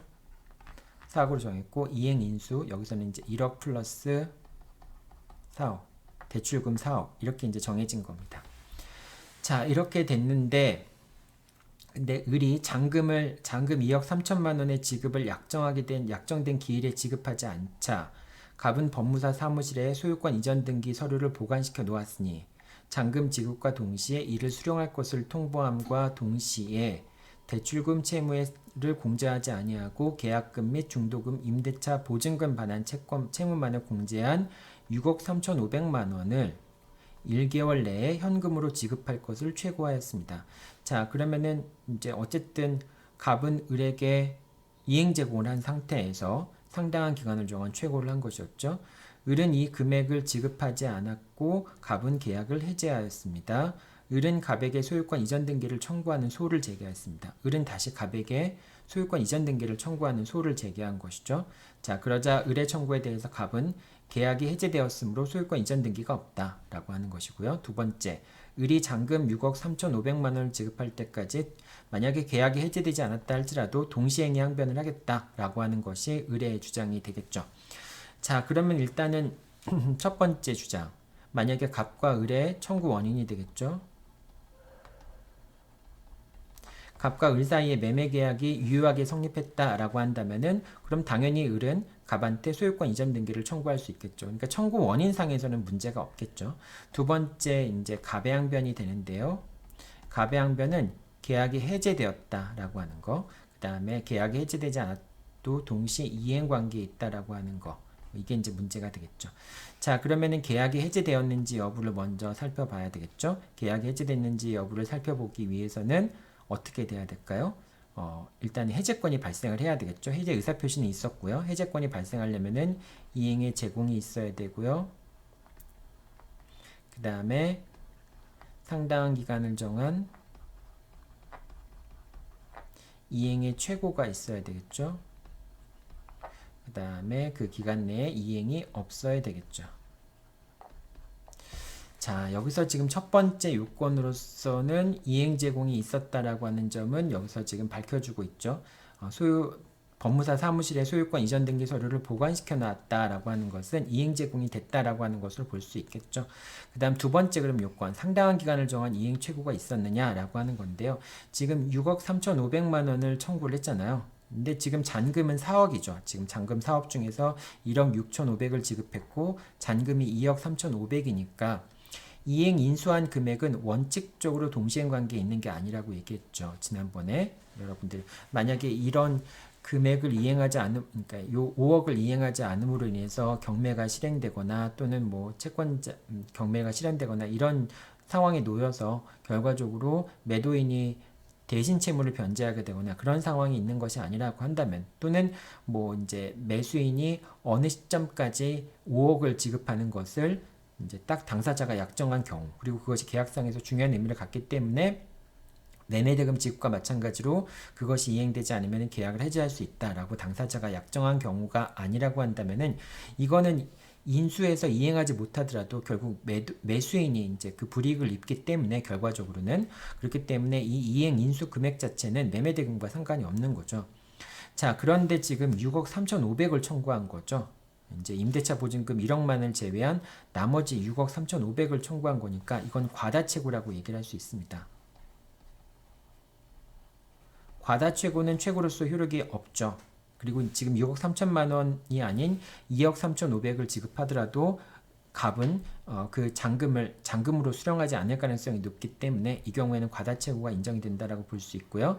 과다채고에 해당한다면 결국 상당한 기간을 정한 이행 최고가 있다라고 볼 수는 없겠죠. 자, 그렇기 때문에 최고가 없었기 때문에 결과적으로 해제권이 발생할 수 있는 요건이 갖추어지지 않은 것이고, 그렇기 때문에 계약 해제가 적법한 게 아닌 거죠. 적법하게 아닌 게 되니까 결과적으로 이제 청구 원인이 살아있는 것이고요. 다만 두 번째, 소유권 이전 등기를 청구할 때 동시행 관계다라고 하는 것은 이 주장은 여전히 맞겠죠. 다만 동시행 관계에 있는 금액이 어디까지냐라고 한다면은 원칙적으로 잔금 2억 3,500과 소유권 이전 등기 의무가 동시행 관계라고 볼 수 있겠죠. 따라서 2억 3,500과 그 소유권 이전 등기가 동시행 관계이기 때문에 그럼 법원은 이제 청구 원인이 인정이 됐고 계약 해지 항변은 깨졌고 동시행위 항변은 살아있고, 이 동시행위 항변이 이유가 있는 경우에는 법원은 상환 이행 판결을 내려야 되겠죠. 자, 그러니까 을은 갑에게 2억 3,500을 지급하는 것이고요. 그럼 갑은 을에게 소유권 이전 등기를 하라.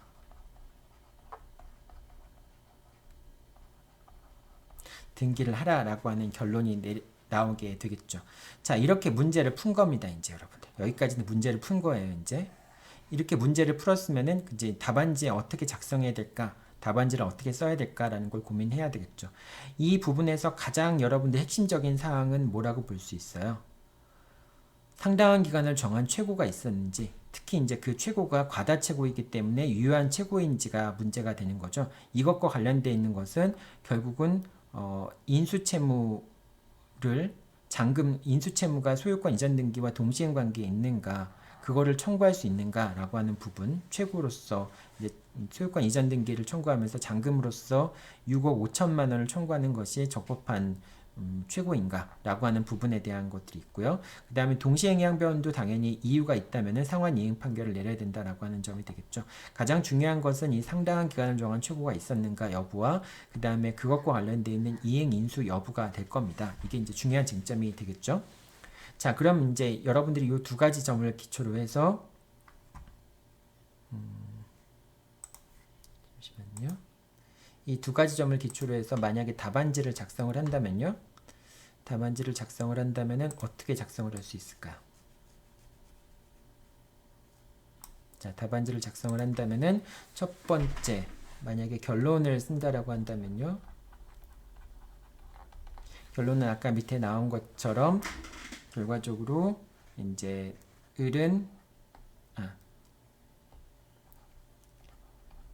갑은 을로부터 아니죠?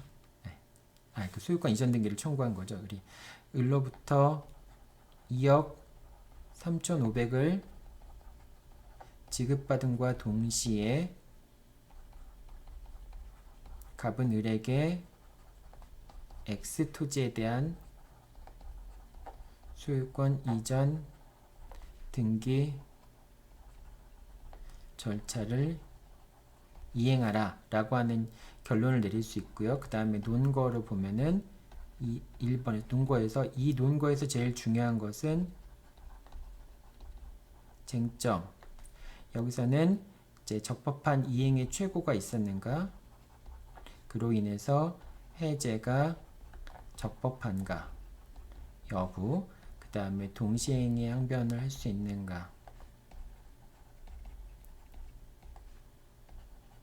동시행의 항변이 적법한가, 이게 이제 두 가지 쟁점이 되는 것이죠. 그러면 이제 쟁점 부분에서 이제 논거를 써야 되겠는데, 과연 이제 해제권 발생, 이제 해제권 발생 여부, 또는 여기서 해제 여부, 계약의 해제 여부, 뭐 이거 제목을 어떻게 써도 괜찮을 것 같아요. 이제 여기서 쓰면서 이제 하나씩 써야 되겠죠.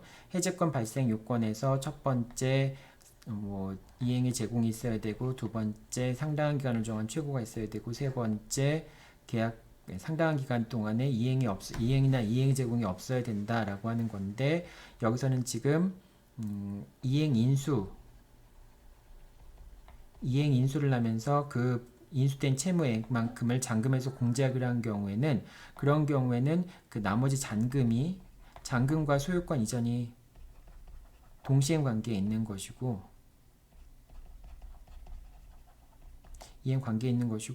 그 인수된 금액을 이행하지 않았다고 해서 계약을 해지하거나 그럴 수 있는 건 아니죠. 자, 그렇기 때문에 잔금이 2억 3,500으로 정해졌고, 그 잔금을 이행하지 않는 경우에 그럴 때 계약을 해지할 수 있는데, 지금 과다최고를 했기 때문에 결국 적법한 최고가 아니라서 두 번째 요건이 탈락하니까 결국은 계약 해지 여부가 해제권이 발생하지 않으니까 계약이 해제가 적법하지 않다라고 하는 거. 세 번째는 이제 여기 내용이 좀 많겠죠.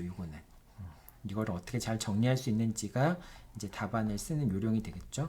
세 번째는 동시행위 항변권인데, 지금 여기서는 잔금이 2억 3,500과 소유권 이전 등기가 동시행 관계이다. 그렇기 때문에 동시행위 항변은 이유 있다. 이런 식으로 작성을 해야 되겠죠. 자, 요거는 이제 요 두 번째 목차를 조금 더 세부 목차로 나눠서 여러분들이 할 수 있고요. 좀 뭉텅이로 해서 조금 더 목차를 더 분할시킬 수도 있을 것 같아요. 예를 들면은 요 두 번째를 이제 2번을, 그 다음에 이행 인수 잔금이 얼마인가, 이행 인수와 잔금 이렇게 적고서, 그 다음 세 번째 그 과다 최고 이렇게 이렇게 적는 게 좀 맞는지 모르겠는데요. 아니면 해제권 발생 여부. 이렇게 두 번째 목차를 좀 나눠서 쓸 수도 있을 것 같긴 해요. 근데 이건 여러분들이 이제 어떻게 구성하는지는 그때그때마다 이제 여러분들이 찾아내야 되겠죠. 근데 중요한 거는 이 내용들이 다 들어가야 된다라고 하는 거죠. 목차를 어떻게 구성하든 이런 내용들, 이제 해제권 발생에 관한 요건들, 과다 최고에 관한 내용들, 동시행양변에 관한 내용들, 이행 인수 같은 경우에 당사자가 약정한 인수 금액을 제외한 잔금 자체가 이제 잔금 지급 의무가 되는 것이고요. 그 잔금을 이행 제공하면은 그러면은 매수인 입장에서는 잔금에 대한 이행 제공 의무를 이행 제공을 다 한 것이다라고 판단할 수 있다라고 하는 점. 이런 점들을 여러분들이 기술을 해야 되겠죠. 이런 내용들을 어떻게 체계적으로 기술하는지라고 하는 것은 이제 이런 걸 잘하는 사람들이 공부를 잘하는 거고요. 점수가 좋은 사람들인 겁니다. 여러분들이 이런 내용들을 어떻게 구현해야 될지 이런 부분들을 계속 자기만의 스타일로 많이 써볼 필요가 있다는 겁니다. 자, 이 수업을 듣기 전에 여러분들이 미리 좀 문제를 풀어보면 더 좋을 것 같긴 한데요. 네, 어쨌든 이런 방식으로 여러분들이 문제를 해결하면 된다. 자, 그 다음에 하나만 더 보고 오늘은 수업은 마치도록 하겠습니다. 이행 거절과 계약 해제인데요. 이번에 또 한번 사례를 살펴보도록 하죠. 자, 갑은 자신이 소유한 갑은 X 토지를 을한테 매도하였습니다. 을은 중도금 2천만 원을 자기 압수표로 준비하여서 갑의 집과 근무처를 찾아갔으나 갑을 만날 수가 없었습니다. 중도금이 2천이네요.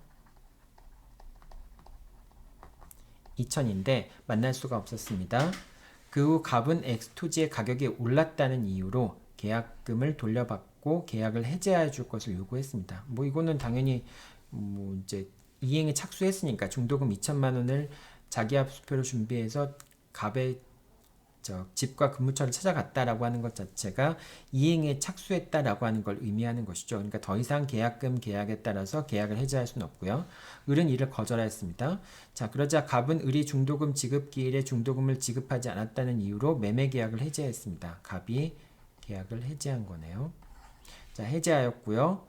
그 갑의 해제 통지를 받은 을은 다시 갑을 찾아가 중도금 2천만 원을 수령할 것을 최고했으나 갑은 중도금을 수령하지 않았습니다. 자, 이쯤 되면은 갑이 이행 거절을 한 것으로 볼 수 있겠죠. 계약 관계를 파탄내고자 했던 것이 분명하다고 볼 수 있겠죠. 을은 갑의 이행 거절을 이유로 계약을 해제하고 손해배상을 청구하였습니다. 자, 갑이 계약을 해제했는데 을도 계약을 해제한 것이죠. 자, 을의 청구에 대해서 갑은 이미 계약이 해제되었다. 그렇기 때문에 을이 이제 계약을 해제할 수는 없다라고 하는 얘기를 하는 거죠. 자, 그럼 하나씩 살펴볼까요? 자, 첫 번째, 을이 계약 해제하는 것이 이제 항상 전체적인 순서는 거꾸로 가야 됩니다. 을이 계약을 해제하고 손해배상을 청구한 거죠. 자, 이러기 위해서는 계약이 유효하게 존속을 해야 되죠. 존속을 하고 존속한 상태에서 지금 이행 거절이 인정이 되죠. 계약이 유효하게 존속만 하면 이행 거절이 인정이 되니까 그 다음에 을이 계약 해제와 손해배상 청구는 적법한 것으로 인정을 받을 수가 있겠죠. 근데 만약에 계약이 이미 해제되어 있다면은 계약이 해제되어 있는 상태에서 계약을 이행하지 않겠다라고 얘기하는 것은 그건 당연한 거죠. 계약이 존재하지 않으니까. 그럼 결국은 계약이 유효하게 존속하냐 여부가 문제가 되는데 이와 관련해서 갑이 계약을 해제한 것이 유효한가라는 부분이 문제가 되겠죠. 자, 갑이 계약을 해제하는 것이 유효한가라고 하기 위해서는 갑이 이제 중도금의 이행 지체를 이유로 해서 계약을 해제할 수 있는가 여부가 문제가 되죠. 지금 이미 을은 이행 제공을 하고 있죠. 이행 제공을 하고 있기 때문에 을은 이행 제공을 한 순간에 자신의 이행 지체 책임을 면하게 되죠. 오히려 지금 갑이 수령을 지체하고 있는 상황이 되는 거죠. 을이 자신의 채무에 대한 이행 제공을 했기 때문에 이행 지체 책임이 발생하지 않고요. 이행 지체 책임이 발생하지 않기 때문에 갑이 이행 지체를 이유로 해서 계약을 해제하는 것은 허용되지 않죠. 자, 첫 번째 일단 이행 제공도 일단 첫 번째 이행 제공이 있었으니까 그러니까 이행 지체에 빠지지 않는다는 것도 있고요. 두 번째 갑은 을에게 상당한 기간을 정한 최고를 상당한 기간을 정한 최고를 하지도 않았죠. 그러니까 상당한 기간을 정한 최고도 없었죠. 뭐 당연히 그러니까 그 기간 내에 이행도 당연히 없을 수밖에 없죠. 자, 이행 제공도 없었고 이행 제공이 있었으니까 결국은 지체에 빠지지 않고 그리고 이제 이거는 이제 이행 제공이 있었다는 얘기는 이제 갑이 이행 지체에 빠져 있는가라고 하는 거에서 관련해서 을이 이행 지체에 빠져 있는 것과 관련해서 이게 이제 상대방이 동시행위 항변권을 없애는 의미에서 이행 제공이 아니라 을이 이행 제공을 했으니까 을은 더 이상 이행 지체 책임을 지지 않는다는 의미에서 그런 이행 지체에 빠지지도 않고 그다음 갑이 을한테 상당한 기간을 정한 최고를 하지도 않았으니까 결국 해제권의 발생 요건들을 갖추지 못했죠. 그렇기 때문에 해제 의사표시도 효력이 없고 갑이한 해제는 효력이 없는 거죠. 갑이한 해제가 효력이 없으니까 유효하게 계약은 존속하고 있고 그 유효하게 존속하고 있는 계약을 갑이 이행하지 않겠다라고 지금 거절을 하고 있는 거니까 을은 계약을 해제할 수 있는 거죠. 계약을 해제하고 이행 거절을 이유로 해서 계약을 해제하고 손해배상도 청구할 수 있는 거죠. 그리고 을은 이행 거절을 이유로 계약을 해제하는 것이기 때문에 을은 자신의 채무에 대한 이행 제공을 하지 않고 상당한 기간을 정한 최고를 하지 않고도 계약을 해제할 수 있게 되겠죠. 자, 이렇게 이제 문제를 풀었습니다. 이렇게 문제를 풀었으면은 이 문제에서 가장 핵심적인 내용은 뭘까요? 계약 해제가 유효한가, 해제권 발생 요건들을 갖추고 있었는가, 그 다음에 을이 계약 해제가 적법한가, 그러니까 이행 거절을 이유로 하는 거잖아요. 이행 거절을 이유로 하는 거니까 이 두 가지를 이제 중요한 쟁점으로 잡을 수가 있겠죠. 자, 그러면 이제 답안지를 만약에 작성한다고 한다면은 크게 두 가지 부분에서 작성을 할 수 있을 것 같아요. 이제 결론으로 한다면은 을의 청구를 인용하겠죠. 그 다음에 두 번째 논거를 할 텐데 논거에서 이 부분에서 논거는 쟁점은 뭐가 될까요? 이제 갑의 계약 해제가 적법한지, 그 다음에 을이 이행 거절을 이유로 해서 계약을 해제할 수 있는지, 이게 쟁점이 될 테고요. 두 번째는 그러면은 갑의 계약 해제 적법성 하면은 이제 여기서 이제 과연 계약 해제권이 발생했느냐라고 할 때 첫 번째 이행 지체에 빠져 있느냐 을이, 두 번째 상당한 기간을 정한 최고를 했느냐, 세 번째 뭐 그 기간 내에 이행이 없었느냐, 해제 의사표시가 있었느냐, 뭐 이런 내용들이 요건이 될 텐데 지금 여기서는 이행 지체도 없었고 상당한 기간을 정한 최고도 없었으니까 갑의 계약 해제는 적법하지 않다라고 하는 것이고요. 그럼 세 번째는 을의 계약 해제는 적법한가? 해제는 적법한가라고 했을 때 이행 거절이 있으니까 계약 해제는 적법하고 이행 거절을 이유로 해서 손해배상을 청구할 수 있다. 이렇게 적으면 되겠죠. 아까도 얘기했지만 이 결론은 이 앞에 둘 수도 있고 뒤에 둘 수도 있고요. 뭐 이런 식으로 여러분들이 답안을 작성하면 될 것 같습니다.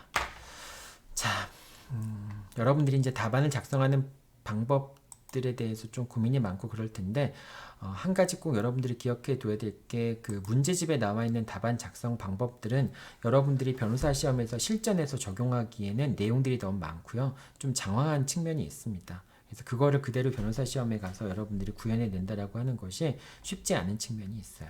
그리고 또 그 문제집에서는 이런 과정들이 안 나오죠. 문제를 어떻게 풀어야 되는지에 관한 과정들이 나오지가 않죠. 사실 더 중요한 것은 여러분들이 어떻게 이것을 답안지에 옮겨 적느냐도 중요하지만은 더 중요한 것은 이 내용들을 정확하게 여러분들이 이해하고 있느냐라고 하는 게 더 중요할 수 있습니다.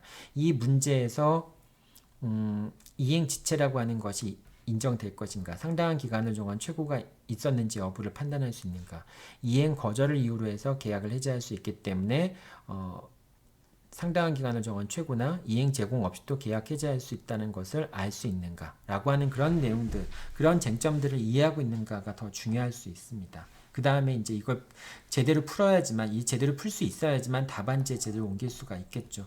이쪽 부분을 제대로 풀 수 없으면은 답안지 내용들이 흔들릴 수밖에 없을 겁니다.